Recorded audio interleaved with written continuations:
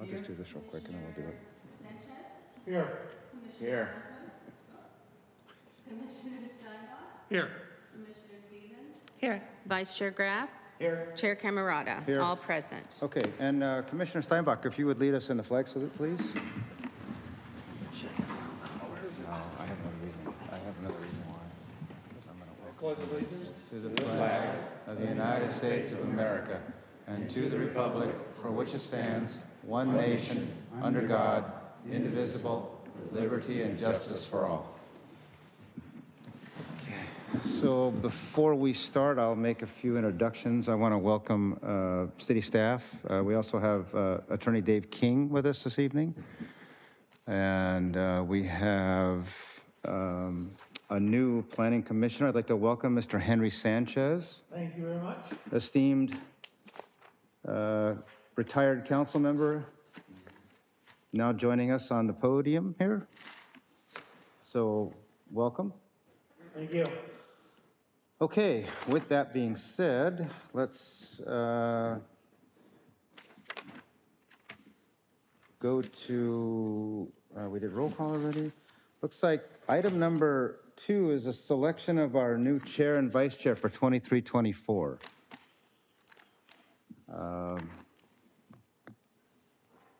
Does anybody have?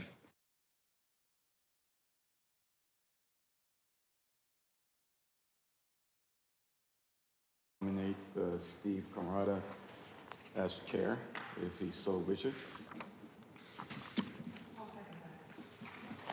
Okay, well, I am flattered and I will accept that nomination.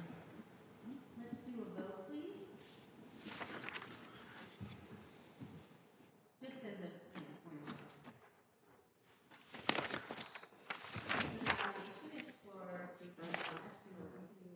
and we have a motion from Joaquin, Commissioner Santos, and a second from Commissioner Stevens. So I'll take the roll call vote now. Commissioner Dever? Yes. Commissioner Sanchez? Aye. Commissioner Santos? Yes. Commissioner Steinbach? Yes. Commissioner Stevens? Vice Chair Graff? Yes. And Chair Camerata?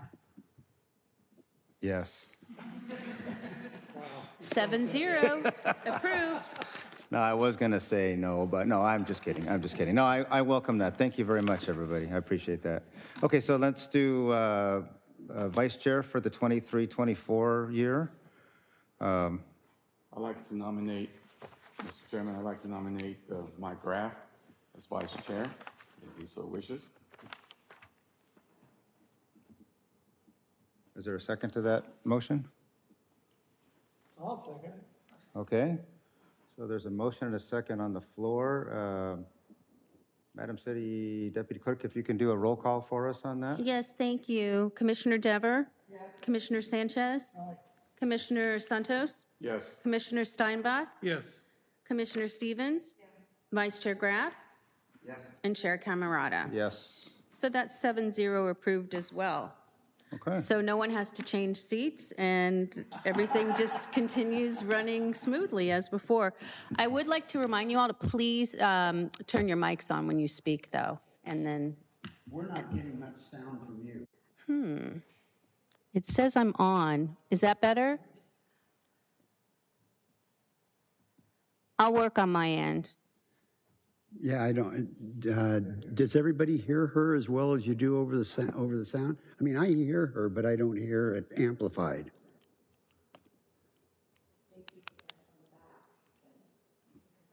It shows my mic is on. I wonder if I have to be this close to it.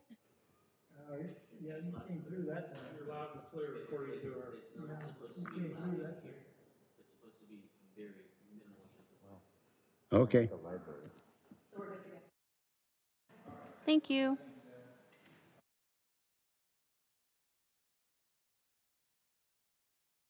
Other than those scheduled or requested to do so at this time, please provide your name and address for the record. In order to conduct a timely meeting, a 3-minute time limit per person has been established. Government Code 54954.2 prohibits planning commission meeting commissioners from discussing or taking action on a specific item unless it appears on the agenda. Madam Deputy City Clerk, do we have any oral communications? I've received no requests in person. Let me check on Zoom. Okay.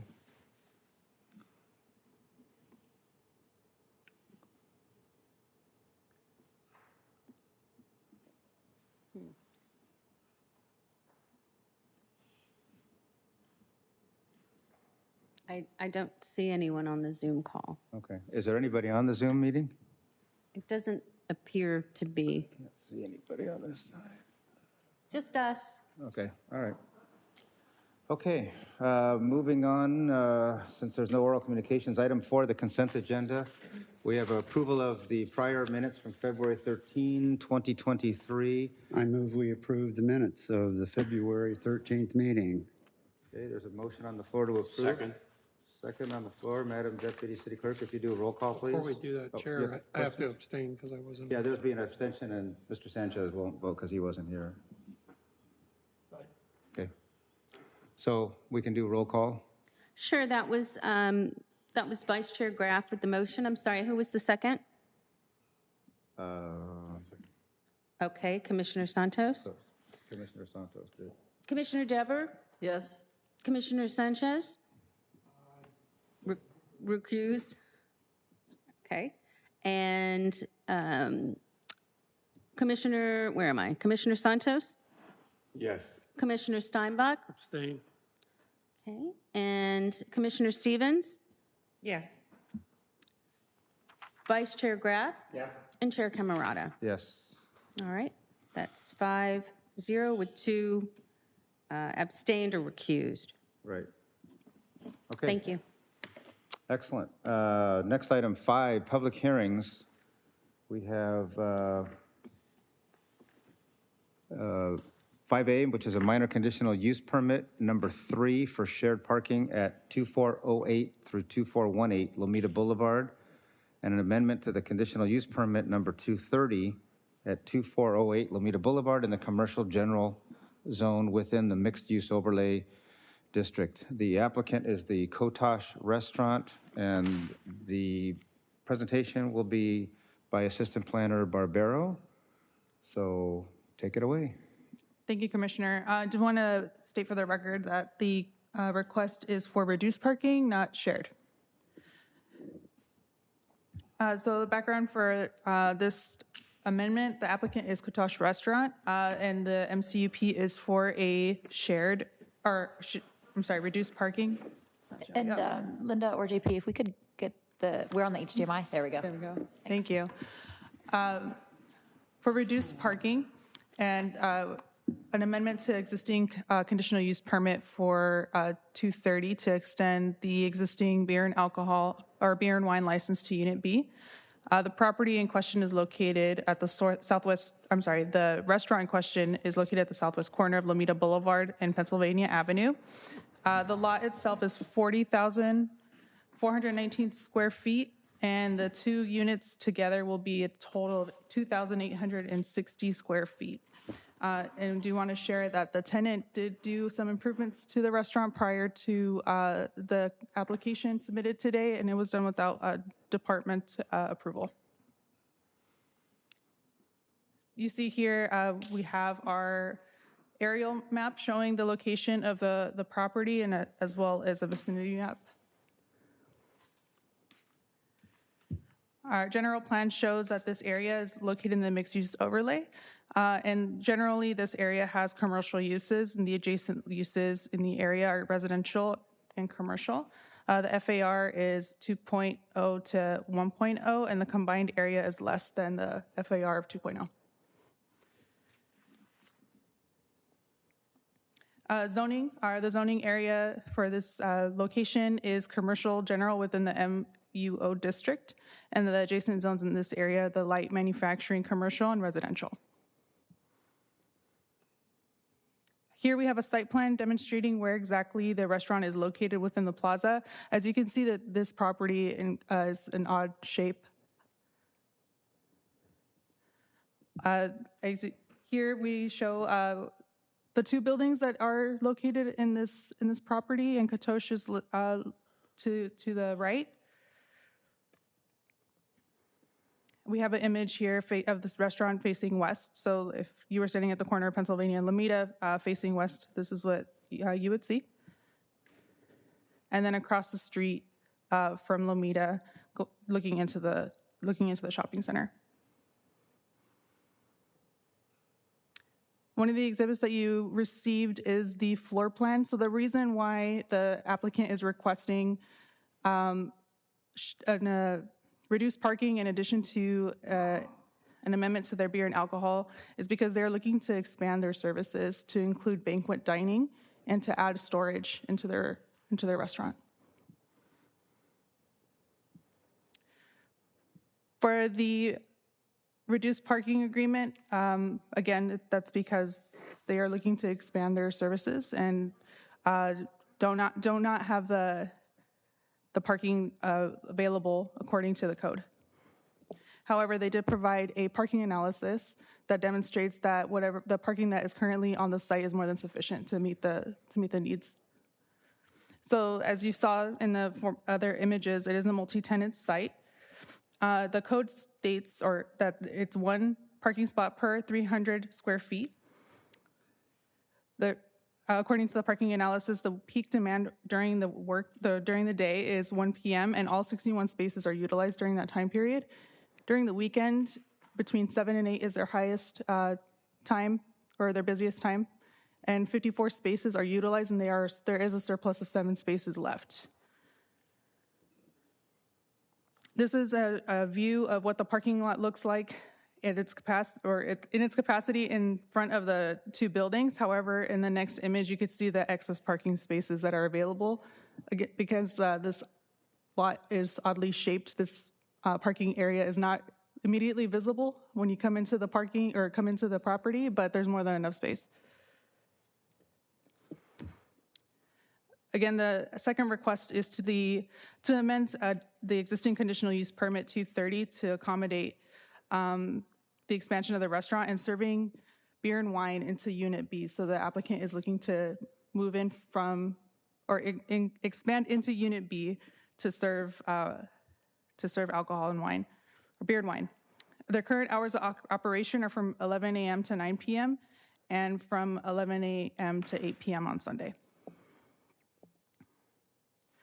So the findings for this approval, as demonstrated in their parking analysis, the parking demand will be less than the required in the Lomita Municipal Code. And because this tenant is considered one of the more popular establishments in the area, we don't really think that there will be any more expansions. The business is located in a shopping center along a busy commercial corridor, and parking will not affect other businesses located nearby. And the way that the circulation of the parking or circulation into the parking lot is allowed, we won't create any traffic. For the amendment, as you know, there is already a beer and wine license in place, and expanding it to include the other unit won't impact any sensitive uses in the area. And then within the last year, sheriffs did not receive any calls related to alcohol service. Conditions of approval, the applicant will report any calls from the sheriff. They'll report any calls to the sheriff. Building permits for all unpermitted interior improvements will be obtained. And prior to the use of Unit B, they need to acquire a certificate of occupancy. So the options that are before you are to approve the resolutions as recommended. You can approve the resolutions with amended conditions, deny the application, or provide planning staff with further direction. And with that, I'll take any questions.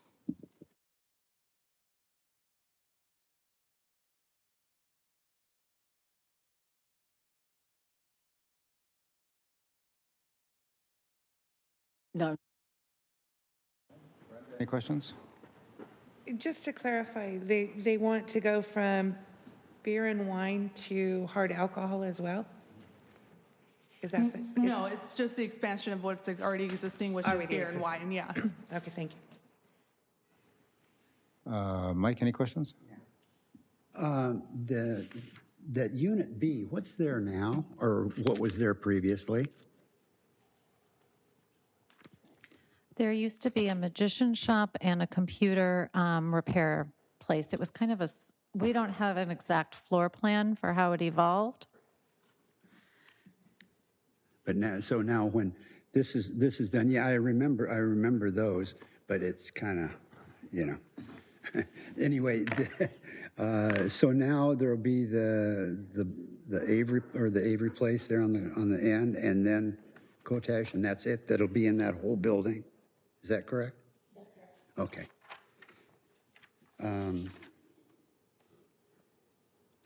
When you said that about the way it, Laura, that it was kind of a hodgepodge thing. Was that some of the unpermitted changes that had been made that they now have to get permits for?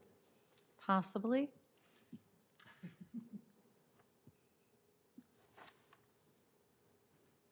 But it is a condition of approval. They will, whatever was not permitted will be permitted before they're allowed to utilize the space.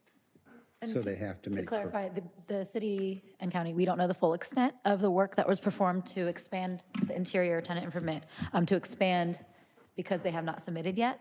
It was done without permits, and so they're here now requesting this and then to continue on. And one of the conditions of approval, like Laura just mentioned, in Erica's draft resolution is to require permits for any work that's been done and that they cannot operate until those permits are closed out and they've received their certificate of occupancy. Okay. Joaquin, any questions? No, Mr. Chairman. Okay. Bob, any questions? Not at this time. Okay. Henry, any questions? Yeah, I have one question. You know, when you brought up the picture of the parking lot, and it showed the parking was full in the parking lot there in front of the buildings, is there signage that says additional parking in the back where nobody was parked? I did not observe any signs when I visited the site, but it's pretty clear that there is additional parking in the back because the building directly behind this property is walled off. So the driveways lead right into the back parking lot. But is there signage that says additional parking No. back in the back where it was empty? Not that we're aware of at this time. Can And we require some of that, or no? You absolutely can. Pardon As me? you can. You can It request would be that and nice make a because motion. I always see people parking in the main part of and most people don't know about the back parking lot, you know? And if it doesn't have a sign that says additional parking with an arrow or something, they go and park on the street. Yeah, you're free to request that as a amended condition, a new condition of approval before you all adopt it. Okay. And unfortunately, the applicant is not here tonight. Is the applicant here? Doesn't appear so. No, okay. So I would like to, if we can do that, have it so they have signage that says additional parking to the rear so that people know that they can park back there and they don't park on the street. I don't know what you guys think, but that's something I'd like to.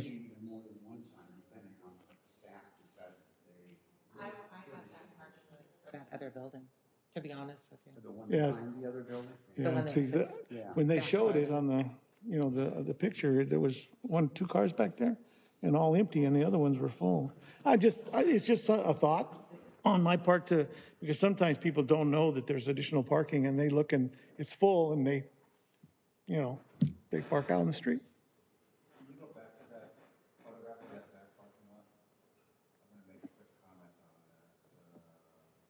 Back. Go back. No. Not that they can't park Wait, on the wait, street, go, don't get me wrong. go forward one. Further No, down, that they can park. one more. Right, right. On the right side. No, there, right there. Okay. So there's signs on the back wall. And the reason I'm familiar with this is because the building that's on Pennsylvania, I used to have my office in there for 10 years. And we were allowed to park in the front on Pennsylvania in front of the building. We were allowed to park on the back. We had covered parking. And we could, without hassle from anybody, park in this back lot back in here. This lot was never full when we were there, and that was 20 years ago.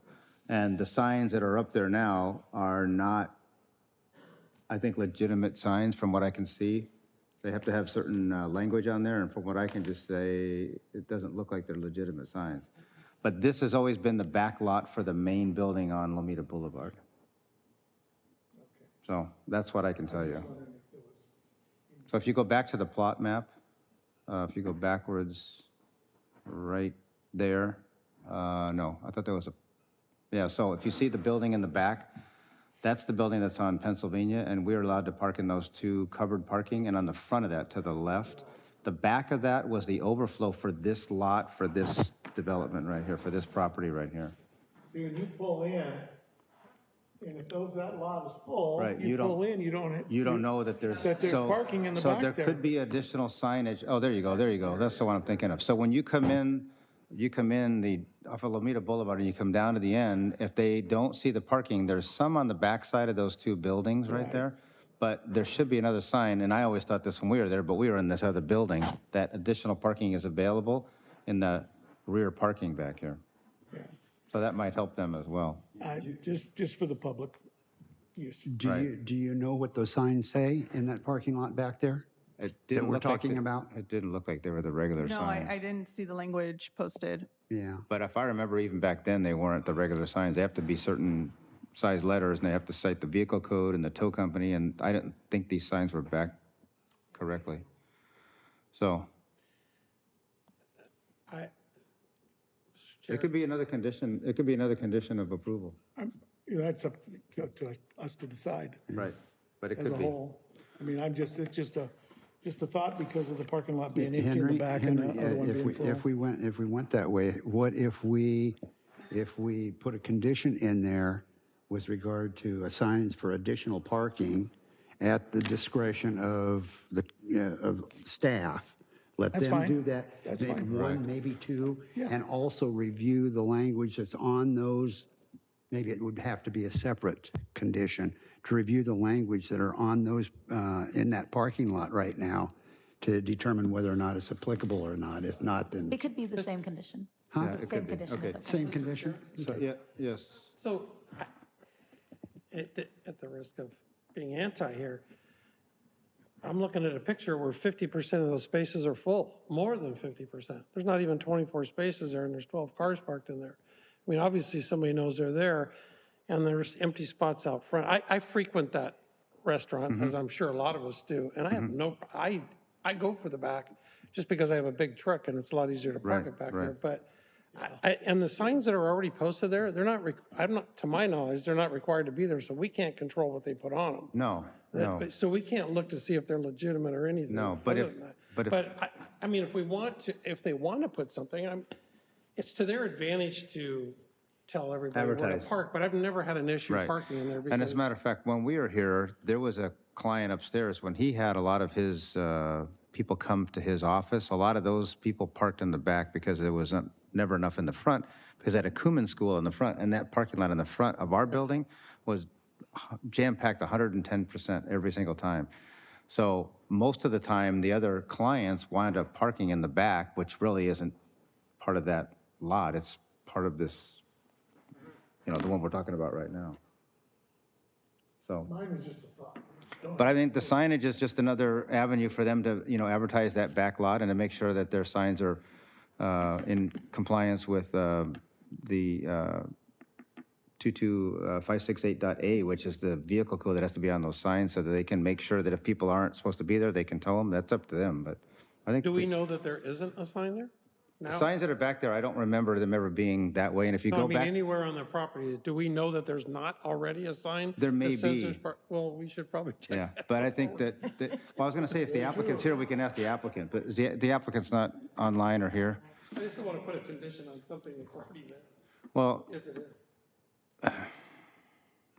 And I think you're opening the door, too, of having other people park there, like Steve. You Yeah. parked there when you really shouldn't yeah, have well, back was then. 20 So- years ago, but no one ever said boo, because they knew the parking was wide I understand, but open. now parking's such a problem nowadays. You put right, additional parking, everybody and their mother will Right. go back there. So we could be Right. opening Pandora's box, Yeah, exactly. possibly, too. People are tenacious, they'll park where they can find a spot. Yeah. And it's up to the owners of these buildings and businesses to enforce that parking. Yeah, okay. Well, why don't we, so the next question would be, is the applicant present or not online, is that right? No? Okay. Chair, I do have one other question for staff. Is not an urgent care going in that plaza? And if it is, that's drastically going to increase the parking situation. Yeah, so, and like Commissioner Steinbach said, those signs aren't something that we would interfere with unless you all place a condition on it. And they're here today because while parking might be sufficient today, they're not utilizing this extra space yet. So compared to the retail use that was there before, double the parking is required for restaurants. And so you're here to consider that tonight. Now, they have not submitted a business license yet, I don't believe. But they would be required to still comply, and it's possible they could return to you with a similar request. Yeah, because I see that the signs are up there, so they're advertising that space is going to be taken over by an urgent care. That would generate a lot more issues 24 hours rather than just specific times. Correct, yeah, and if they have signs up, they are required to get sign permits, but thank you for letting us know. Okay, thanks. Mr. Chair, this item is at a public hearing, so at some point you'll want to open the public hearing as a matter I of... was about to, I just want Yeah. to know if the applicant was here, but then I was going to do the Perfect. public hearing, yes. Thank you. So not seeing that the applicant is here, I'd like to open this up to the public for comments and questions. And Madam Chair, is there anybody online that wants to speak on this matter? There is not. Okay. And not seeing anyone in the audience that wants to comment or speak on this, then I guess we can close the public comment. Bring it back to the commission. If you all want to come up with a motion, or do you want to continue to deliberate or talk about this? I'll just say that that was just a suggestion on my part. Okay. We don't have to do that. We can just leave it like it is, and I'm okay with that. Okay. Just, I see the parking lot, when I go by, the parking lot's usually fairly busy, but I never go in to look at the back parking lot. Right. And I believe staff is recommending approval as they've reviewed this with the applicant. So, anybody want to make a motion? Okay.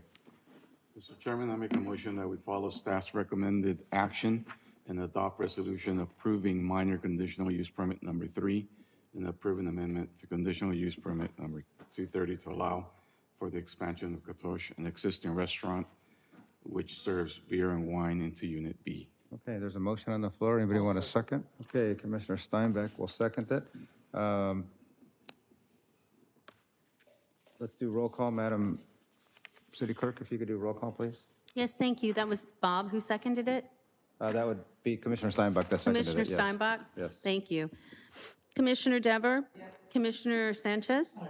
Commissioner Santos? Yes. Commissioner Steinbach? Yes. Commissioner Stevens? Yes. Vice Chair Graff? Yes. And Chair Camerata? Yes. That's approved as recommended, 7-0. Okay, very well. Thank you.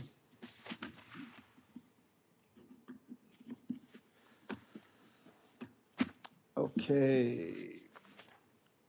The next item is public hearing 5B, which would be a discussion and consideration of a zone text amendment number 2023-02, an ordinance amending the Lomita Municipal Code Title 11, which is the planning and zoning, to modify off-street parking restrictions and permit additional types of parking lot signs, to add definitions, and finding that the action be exempt from CEQA.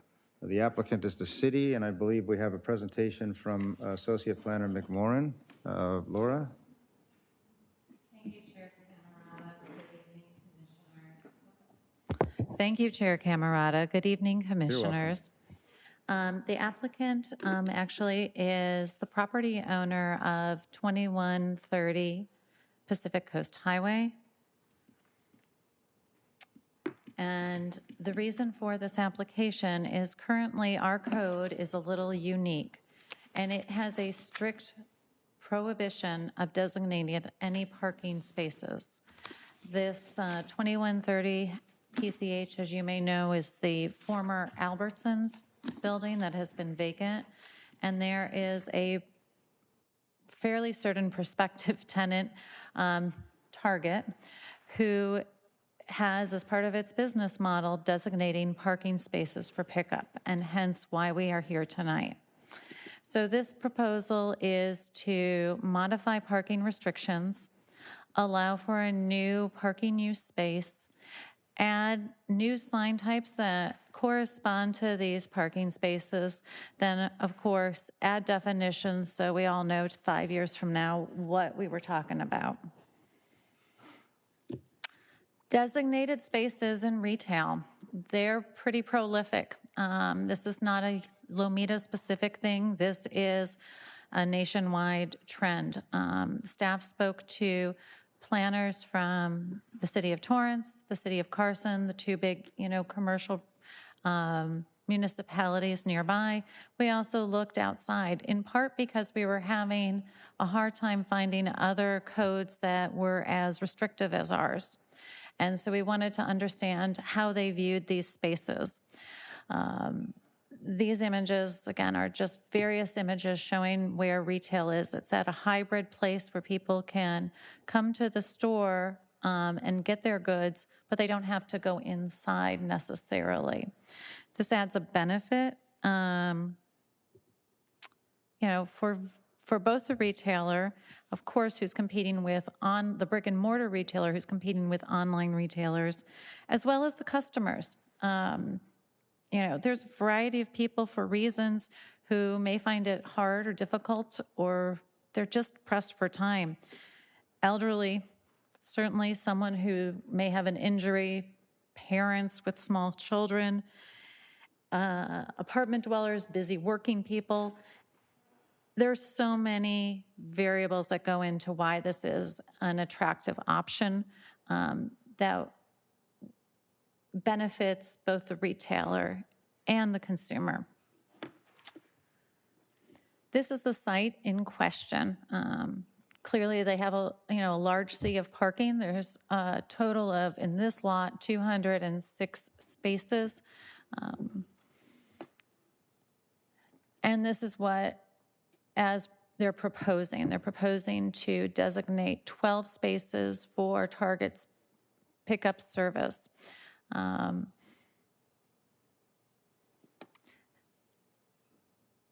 Director Ringe spoke with the City Council's Economic Development Subcommittee and also discussed this with the Lomita Chamber before we finalized our ordinance.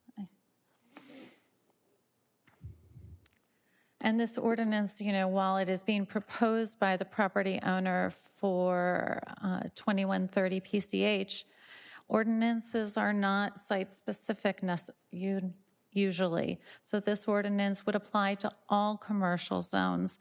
And as we were analyzing its effects and what would be the right fit for our jurisdiction, we didn't want to go too restrictive because suffocating parking can stifle economic development. It can be non-business friendly.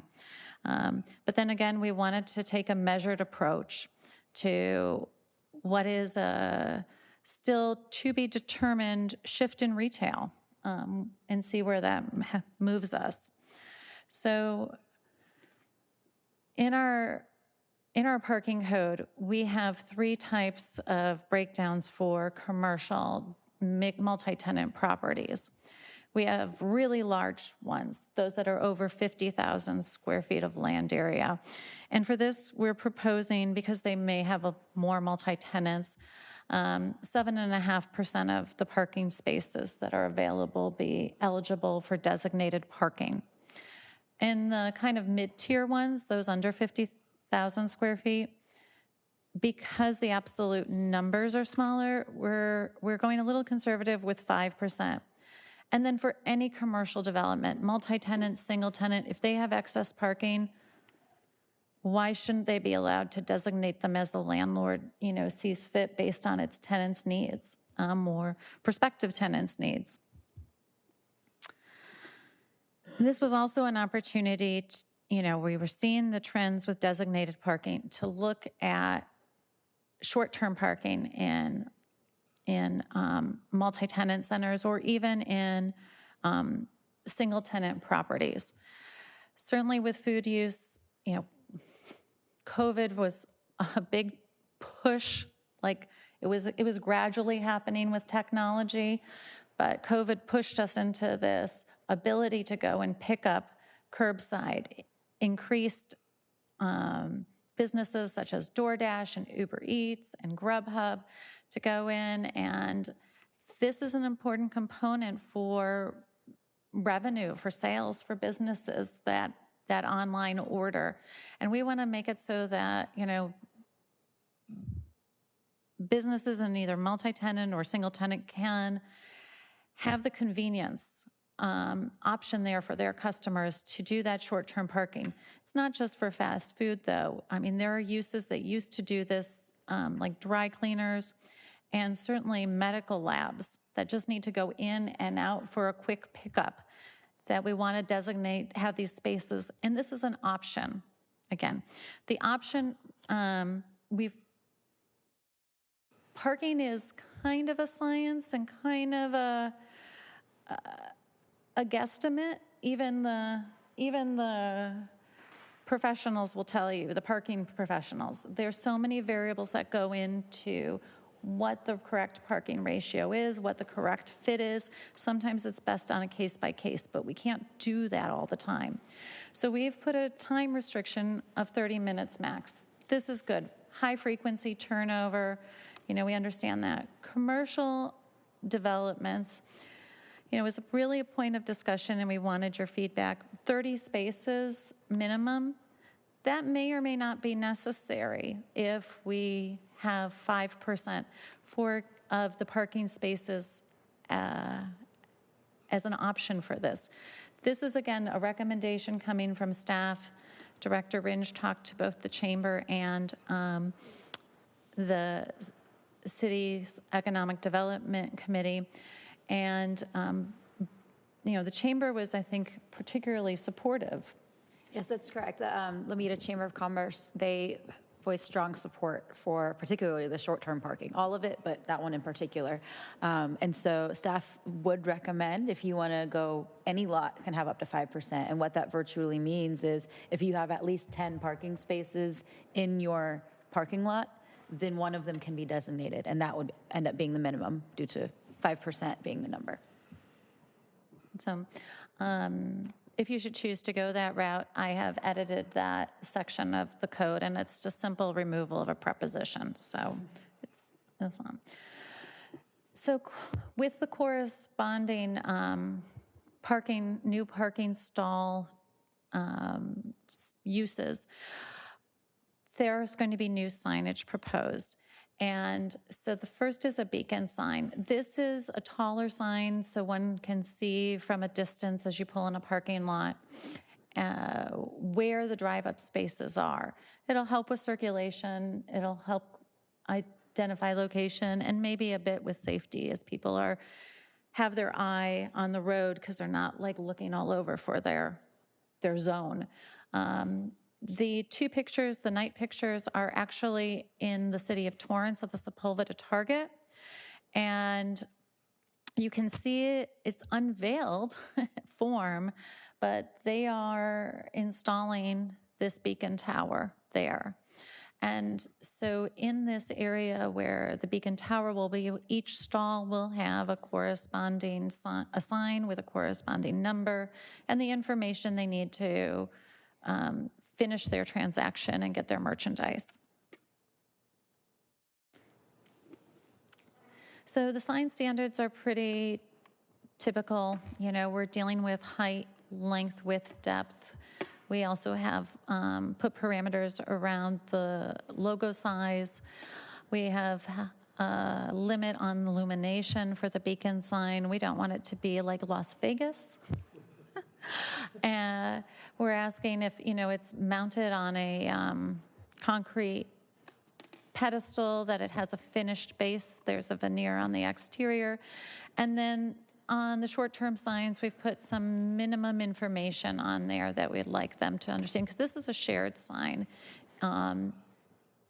is the short-term parking. You know, we don't want to see every little user in a shopping center have their own sign. That's a designated sign. Short-term is shared. Like, so there's the fluidity there built in.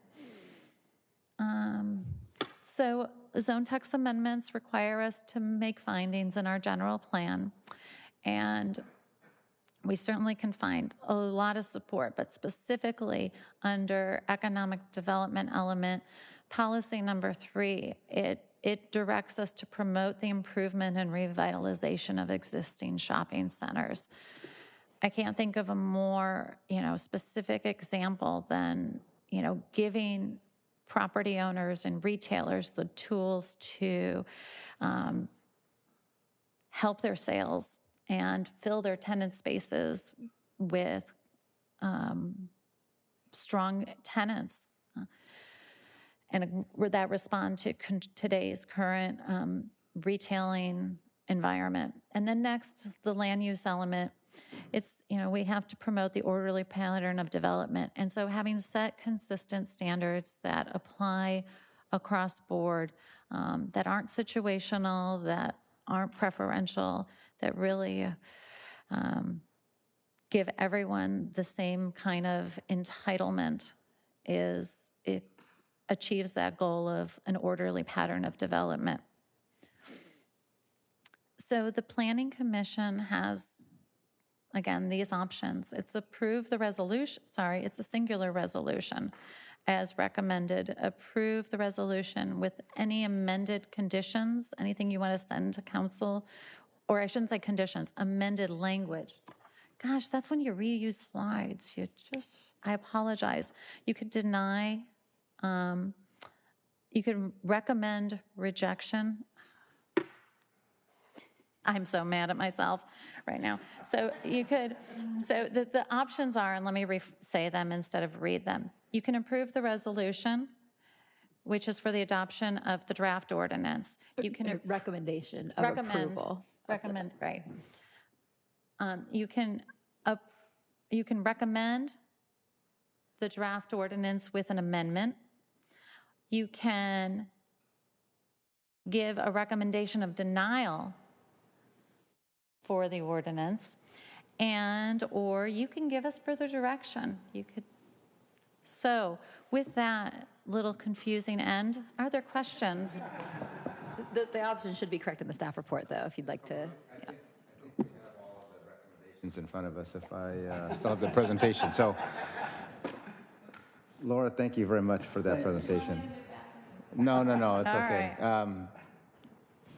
Commissioner Steinbuck.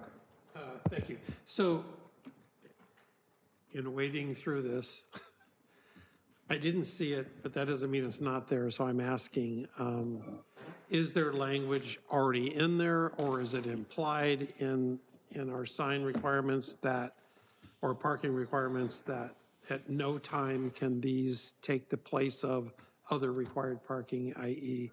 disabled parking or whatever, loading zones? And I wouldn't want them to take, I could just see somebody saying, well, I want these number of spots and we approve it, but it's going to take away some other spots that are required.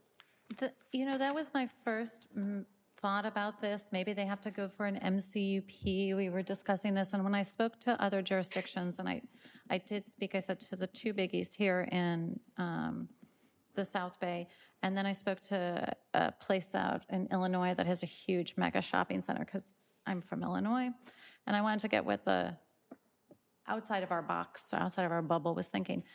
They're not viewing them as takeaways. They're viewing them as an extension of the retail activity. It's part of the parking. And it's kind of a shift of our mindset, because we're so used to thinking of these are sales that would have either occurred in the store, right? And people are just going there and getting them instead of shopping in person. So it's not a deduction in parking. Well, it's the same. It's just I'm not saying that. Repurpose. Yeah, where I'm going with it is if they're required to have 25 disabled parking spots in a specific location, I'm just wondering if we need language in this ordinance to accommodate that they can't do that, or does that come in when they come and put their plans in to put these spots in, we would make sure that they don't? Right, that's already a requirement. Building and safety also reviews all of these applications as well. That would take precedence. It's not exempting them from any of that. To address one of your other questions as well, the code right now does say no spaces can be designated explicitly in our code, which is odd. We haven't seen that anywhere else. Because you'd mentioned that question before. As a grandfather of elementary children, these spaces are awesome. Because it saves you money, because if you take them in the store, you're buying more stuff. Don't tell them. And it's really expensive Lego stuff, so. Okay, any other questions? If not, we'll start from the end and see. Monica, do you have any questions for Laura? At this time. Okay, Brenda, anything? No, I have nothing. Okay, Mike, any questions? Help me understand. I know we're talking different things here. We're talking, specific reserved areas, if you will. We're talking about temporary time, time-wise, limited parking. This drive up, the last one that you have showed there. Are these all inclusive of each other as far as the quantities, or are they separated? Like, So there's two types. The type is the one that's designated, and then the second type is the shared short-term.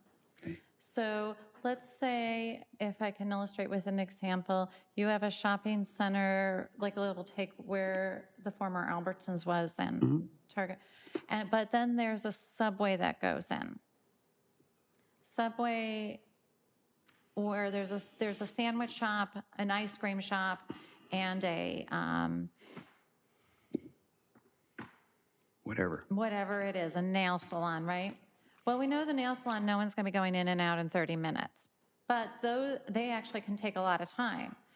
But the Subway shop or the sandwich shop and the ice cream shop may be having, tons of Grubhub, Uber Eats, whatever. So let's give the landlord and the tenants an option to have a spot that says short-term parking, all right? And so it is separate, just two types, designated and short-term.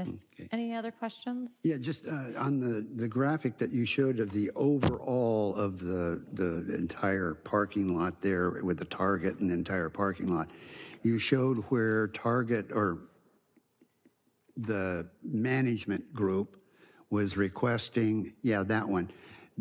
Those are the spots that they're talking about. They had the option of putting them anywhere, though, because of the percentage, or?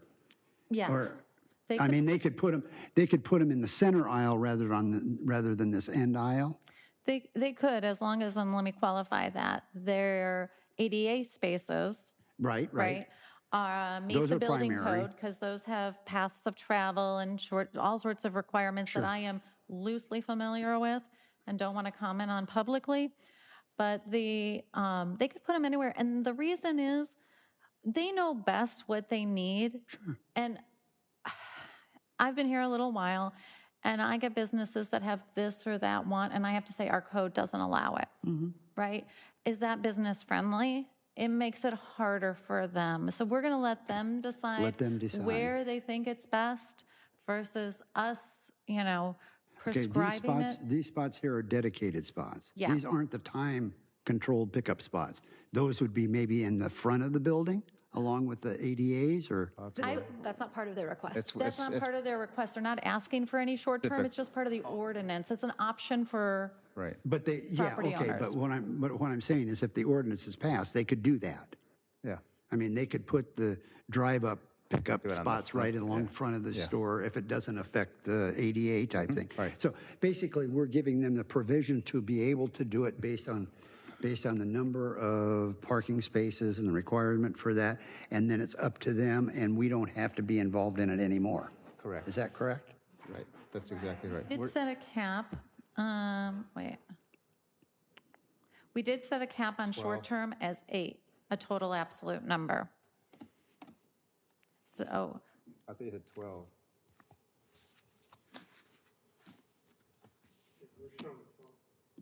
Yeah, you have 12. No, this has 12 and the Right there. item number shows 12. those are designated. So 12 for this property, but in the ordinance. Oh, in the ordinance, okay. I We're got you, saying okay. a maximum of 8 short-term. It would be, yeah. and it Max would of be 8. And it would be based on the total number of spots and a percentage of that for designated. And for short-term would be the total number of spots and a percentage also. Correct. And so in total, up to 20 spaces could be one or the other, 12 plus 8. One or the other. And then to specify as well, because you kind of mentioned it, that this is something that it's enforcement. This is purely option of the property owner, the business owners to come together and decide it. So it's their enforcement as well, because it's private property. That's good, thank you. Right. I think the bottom line is we're just going to facilitate easier shopping and a more friendlier approach to in and out of the stores. Like the Manhattan Beach Target, they have them along the front, and it works out great. The Target over here is going to put them in a location that's convenient to their, egress and egress. Exactly. So, okay. So with that said, Commissioner Santos, any more questions? No, sir. Commissioner Steinbach? Just comment, I like the fact that we're keeping it flexible and making it work for them, because everyone I've ever looked at is directly in line with an exit door for their employees, so they can go unimpeded without going through the regular flow. So that's the most logical place to put it. And if we leave it for them, then it's going to be good. And the other thing is, it's a quick turnover in parking. You roll in, you sit in your car, you're not leaving it there. So, no, it's good. Unlike the apartments that are right there adjacent to it. Well, that's another story altogether. Yeah. Okay.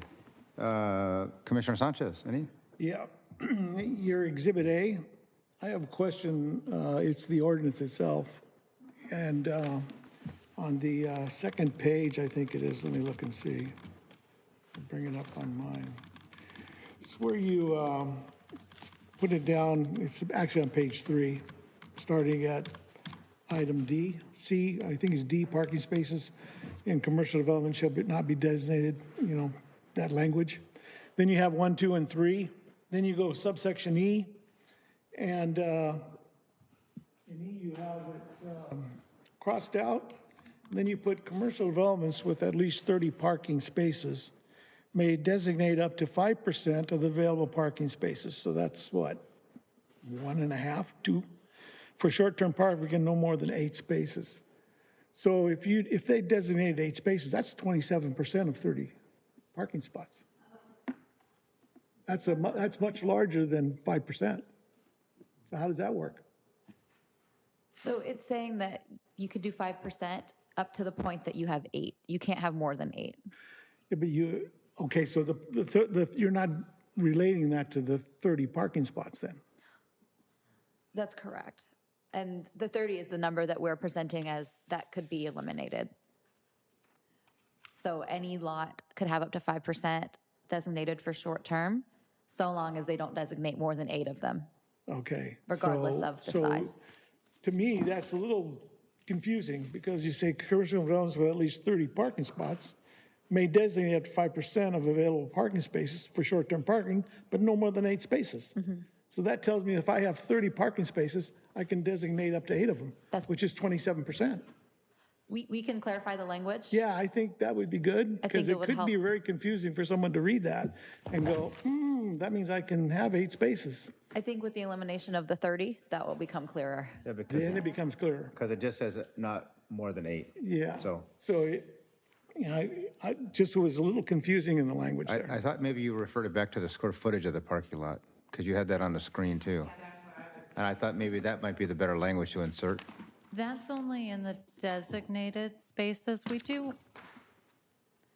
We want to give a single tenant the option to designate a short-term space, particularly if they're a food service use without a drive-through, or if there's some other use. I mean,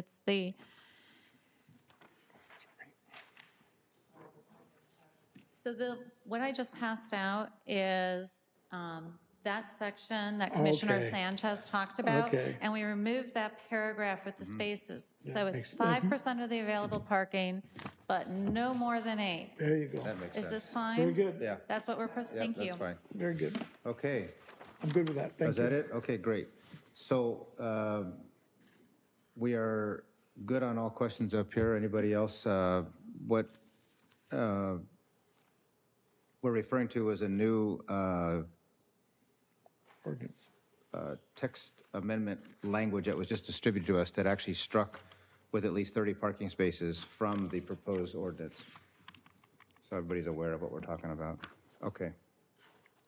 Okay, well, with that being said, I guess the next question would be if we have any, anybody on Zoom that has logged in to ask questions, or if there's any people in the audience, we can open up the public hearing. It'd be the applicant first. Oh, well, the applicant is the city. So, Not for this one. It's, oh, you're talking about the other one. Okay, property so owner the applicant of- is in Target, okay. So the applicant is here, so if you'd like to come up to the podium, state your name for the record. Correct me if I'm wrong, we're giving 3 minutes, is that correct now? Okay.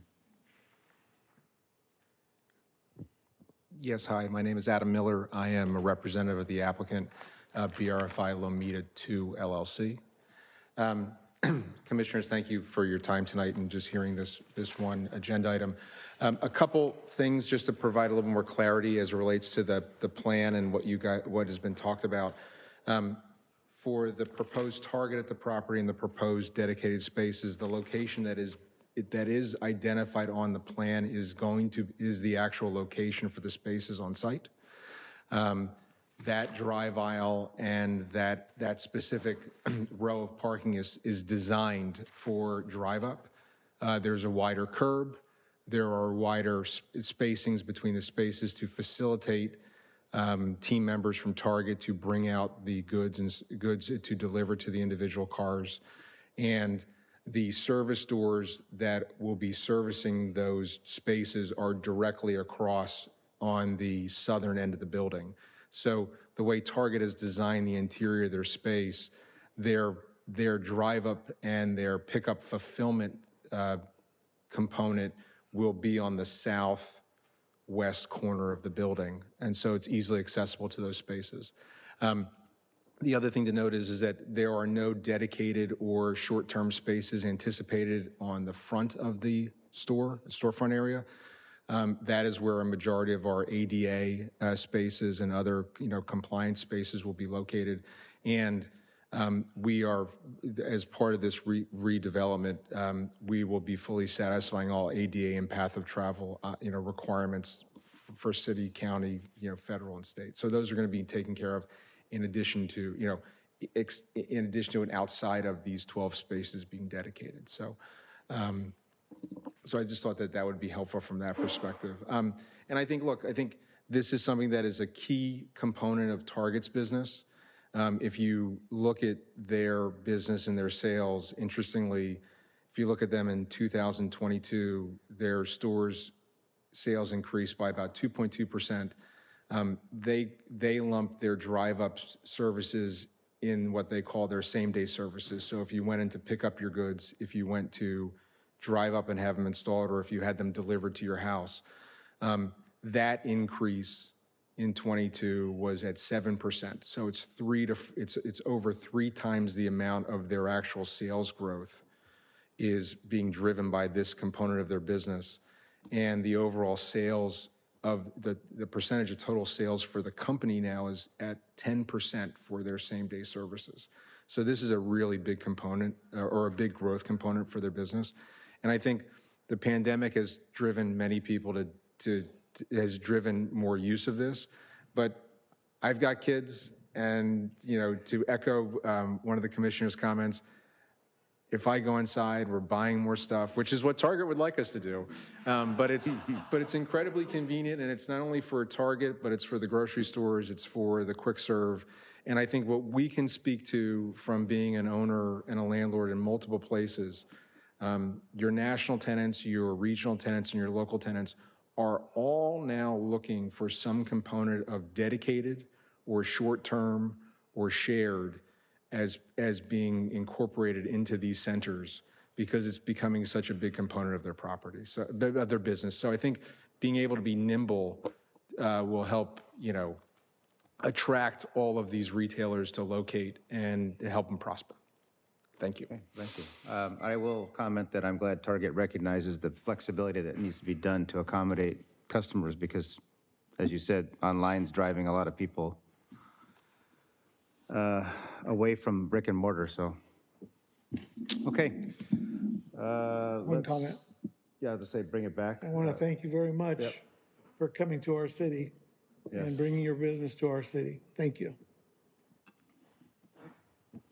Okay. We can close the applicant portion and bring it back to the commission. Does anybody have any questions for the applicant? Monica? No, thank you. Okay. Brenda? Just welcome to Lomita. I love it. Mike? No, thank you. Okay. Joaquin? No, Mr. Chairman. Thank you, Bob. Yeah, I'd like to thank staff for doing a great job on this, except where Laura screwed up on that 30%. I don't know what we're going to do. Well, thank God there's a big screen in front of us with the options. Yeah, but the big screen in front of us magnifies. Yeah, No. that's okay. Henry, any last questions? We love you, Laura. Okay, and again, I would say thank you again for coming to the city. It's been a blessing to have Target finally put a foot stamp or a footprint here. I think we're all looking forward to it.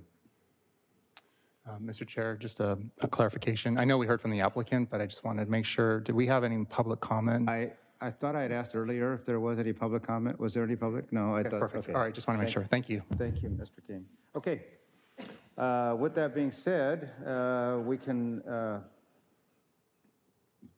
I guess, look for a motion from the commission, or is there any more questions? I'll make a motion Okay. that we approve whatever staff's recommendation was. No, that's the easiest way, because we're not approving, we're recommending approval to city council as presented with the change that was just recently handed out to that subsection, paragraph D, subsection E, striking with at least 30 parking spaces, striking that from the language that was originally presented to us in the draft. Okay, there's a motion on the floor. Is there a second to that motion? Second that motion. Okay, Commissioner Santos is going to put a second on that. And with that, Madam Deputy City Clerk, can we do a roll call, please? Yes, thank you. Commissioner Dever? Yes. Commissioner Sanchez? Commissioner Santos? Yes. Commissioner Steinbach? Yes. Commissioner Stevens? Yes. Vice Chair Graff? Yes. Chair Camerata? Yes. That's 7-0. Excellent. Passes. Very good. Thank you, the both of you, for being here this evening. So that'll go to City Council for their stamp of approval. Okay. Let's see, where are we at next? I believe we are ready for scheduled matters, item number 6. Any communications regarding City Council actions? Yes, so just to follow up quickly on that one, it will go before City Council for first reading on April 4th and second reading and adoption on April 18th. First reading, April 4th. Thank you. There have been a number of ordinances, as you know, go through. You all discussed a multi-part housing ordinance last month. So did City Council last week, and that was the first reading. The second reading will be next week for adoption. On top of that, we have the annual progress report of the housing element that will be on your agenda next month. It is also on the consent agenda for City Council next week, but when we bring it to you, it'll be for discussion. Okay. And it's a receive and file item. It's just stating data and facts, but for any discussion or anything you all might want to add, it will be up there for your next meeting. And that'll be at the April meeting. Okay. Yes, and then we had on next week's city council meeting as well, they're going to be discussing allowing murals on private property. City code allows it only in a small part of the city right now in the manufacturing zone. Not sure why. That's the only place it's permitted, and we don't have much happening there. So that is for discussion next week. It will then come, assuming, or if City Council does wish to amend our ordinance regarding murals, then it will come to you all first, and then back to council for adoption.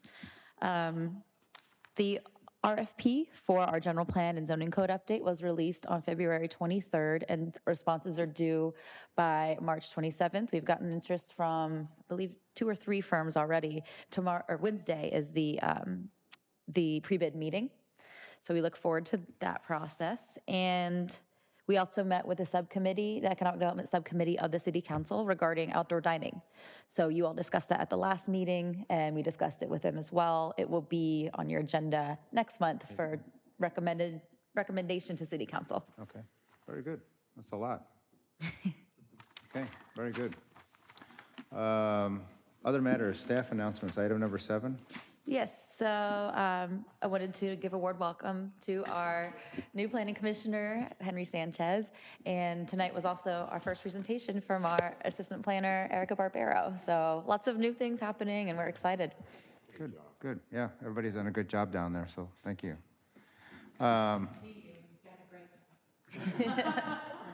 Okay, item number 8, planning commissioner items. Why don't we start off with Monica, anything? Nothing, thank you. Okay, Brenda, No, I have nothing. Mike? Yeah, again, I just want to thank staff for the Herculean job that you're doing with everything that's coming down the pike and everything. And it's very good that everything's getting disseminated and everything seems to be presented very understandable, and we really appreciate it. Thank you. Joaquin? No questions, Mr. Chairman. Okay, thank you. Bob? No, good, thank you. Henry? And once again, just thank you for your warm welcome. Appreciate that, and I'm happy to be here. Okay. And again, I will reiterate what I said earlier and what everybody else just said. Welcome, Henry. It's a pleasure to have you. I think your knowledge is going to be greatly appreciated. So thank you. And again, welcome to the diocese. And then again, thank you for staff for everything they've done as well. Okay. Item number 9, commissioners to attend city council meetings. We have 2 coming up, April 4th and April 18th. Do I hear anybody that wants to do April 4th first? I can do it before. Commissioner Santos has gladly said he'll do the 4th, so Brenda and Joaquin, that sounds like a plan. How about the 18th? Mike? I'm out of town. You're out of town. Henry? I'll do the 18th. Thank you. Very welcome. Bob, anything with you as far as coming to any of the meetings, or? I'm out of town on the 18th. Okay, no worries. Well, we got it covered. At least I am now. Okay. I'll be 300 miles away. With that, unless there's anything else, I would entertain a motion to adjourn. Moved. Second, okay. Meeting adjourned at 7, what time is it? 7:10. Thank you, everybody.